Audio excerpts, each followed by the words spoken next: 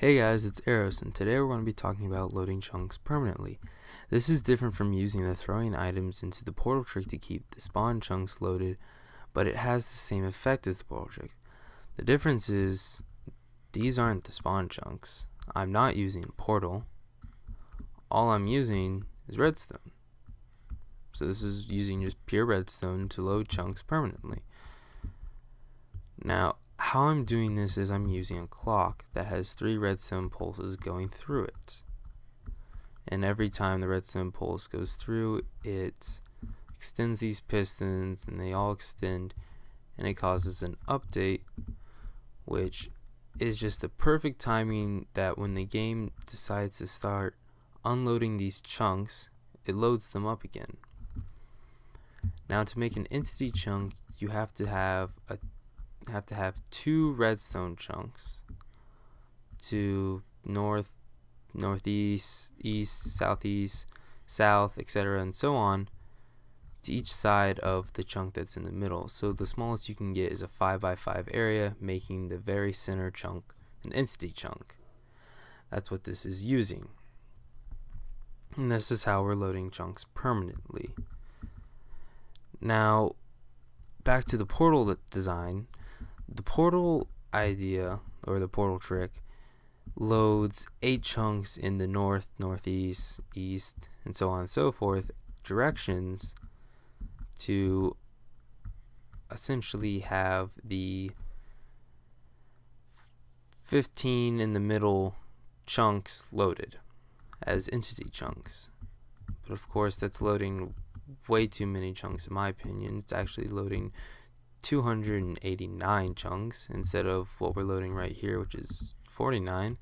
So this gives us a more precise number of chunks that we want to load, and we don't have to use the portal idea.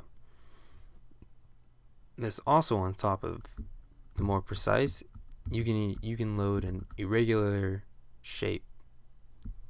So instead of having a square like the portal design does, we can have a cross, we can have, I don't know, a piece like that.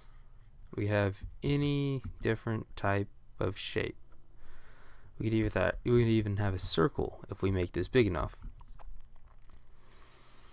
But here I'm drawing an irregular arrangement of entity chunks outlined with redstone chunks. This is to help visualize the overlapping of chunks loading. This allows you to get a precise number of chunks loaded. And that was to better illustrate how I'm doing it in game from a top-down view on grid paper. So what I'm going to do right now is I'm going to load these 8 chunks. I'm not going to load this 9th chunk.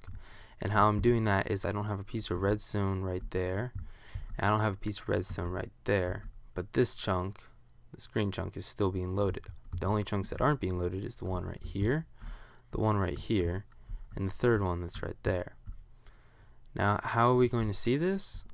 Well, essentially what I'm going to do is I'm going to turn this clock on, which is going to start loading all of this area, and we're going to get down to 45 frames per second.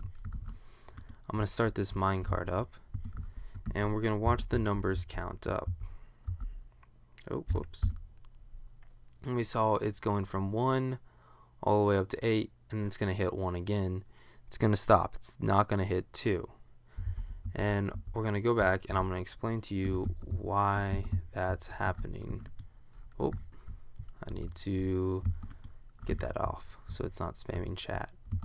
And then we're going to turn this clock off. There we are. And if you were watching the frames in the top left, you saw that when we were in the other chunks we were actually getting 60, but when we were here we're getting 45. So we know that as long as we're away from here, our frames aren't being affected. So why did we see it go from 8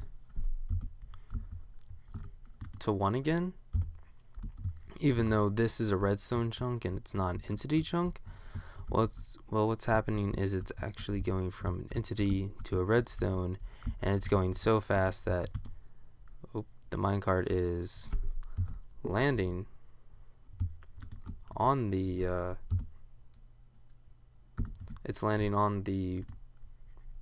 pressure track before the game registers it as a redstone chunk and causes the minecart to stop, like so. So we're seeing the 1 pop up, but then it's not moving because it's a redstone chunk and it's not hitting 2.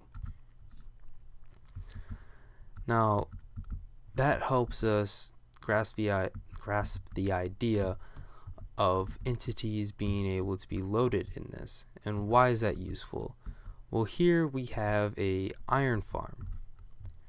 So as we can see, there's iron in the bottom, and I've gotten that by letting this clock run, going 600 blocks that way, and just sitting there for an hour and getting 7 ingots. Pretty helpful. But what's the point of iron farms if you don't go big, right? So Tango Tech made another farm called the Iron Titan, which I did the math, it takes up 3 chunks by 4 chunks. And that's a little small to be using the portal trick, which does a 17 by 17 area. So instead, why not use redstone chunk loader? That will make that precise shape as long as you add 1 more chunk on to there, and therefore making a 4 by 3. Now this will also help with any other farm that doesn't need the player to be nearby, such as a potato, a wheat, and a carrot farm, and any other farms that I can't think of at this moment. So if you want to load a more precise number of chunks and have less chunks being updated while not near them to cause less lag, such as that the animals aren't eating grass, such as sheep, the cows aren't growing up, the trees aren't growing, vines aren't growing, no redstone is updating except for, of course, this redstone if you're using this chunk loader, but of course we're using the 17 by 17 with the portal. Doesn't make any sense.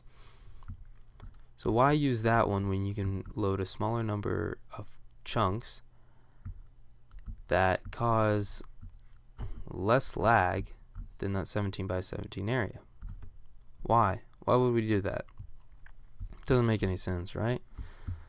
So I hope you found this very helpful, and I hope to see it used in the future. That's really the only reason I really made this video, is I want to see this used for farming.